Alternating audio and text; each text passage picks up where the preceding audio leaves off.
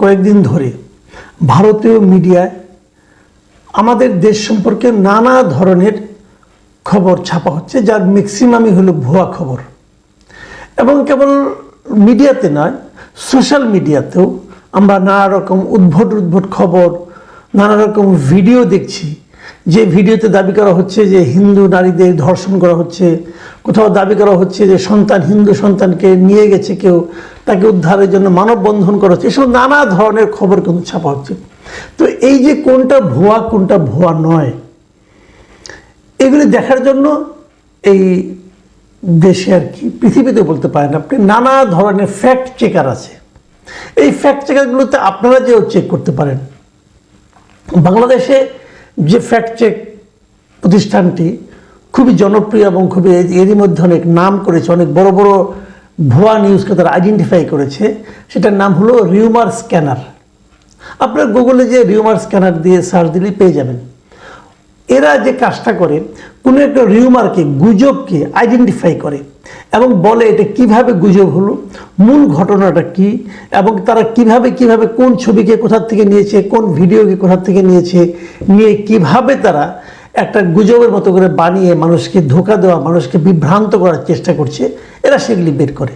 তো এই rumour scanner গতকালকে মানে 6 তারিখে একটা নিউজ তারা করেছে যে ভারতীয় শিরোনাম ছিল ভারতীয় গণমাধ্যমে বাংলাদেশ নিয়ে ভুয়া খবরের ছড়াছড়ি। এবং তারা এখানে অনেকগুলি খবর, কিন্তু এগুলি কিন্তু আপনার কোনো মানে টিভিতে আলোচনা অনুষ্ঠান নয়, আলোচনা অনুষ্ঠানে বক্তারা কে কী বললো সেগুলি নিয়ে শিরোনাম নয়, অথবা এটা আপনার কোনো ধরনের সোশ্যাল মিডিয়ার খবরও নয়।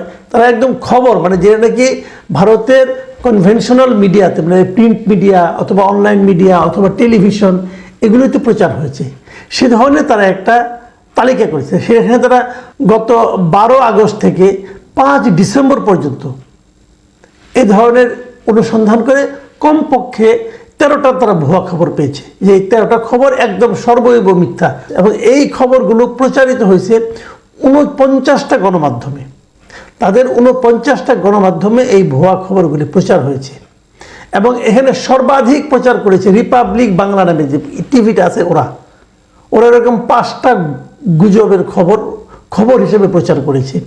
এরপরে আছে হিন্দুস্তান টাইমস, জি নিউজ, লাইভ মিন্ট, এরা সবাই কমপক্ষে 3টা করে গুজবকে প্রচার করেছে। আর এছাড়া রিপাবলিক, ইন্ডিয়া টুডে, এবিপি আনন্দ, আজ তক, এরা কমপক্ষে 2টো করে গুজবকে খবর হিসাবে প্রচার করেছে।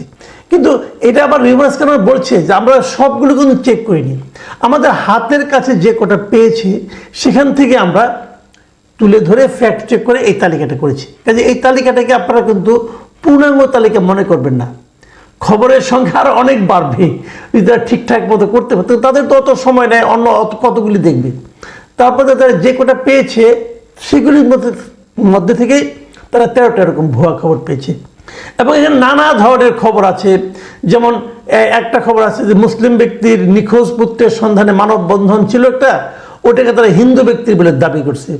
আবার ধরেন এই যে বাংলাদেশ একটা খবর প্রচার করছে বাংলাদেশে জঙ্গি সংগঠনগুলোর উপর থেকে নিষেধাজ্ঞা তুলে নেওয়া হচ্ছে, এই ধরনের কথা বলেছে। আবার বলেছে ডক্টর ইউনূস থেকে আইসিইউতে ভর্তি, ট্রাম্পের বিজয়ের পর বলা হয়েছিল ডক্টর ইউনূস ফ্রান্সে পালিয়ে গেছেন, এই ধরনের ভুয়া খবর। পাকিস্তানি জাহাজ বাংলাদেশে আসছে, বলছে এটার মধ্যে নাকি অস্ত্র আসছে।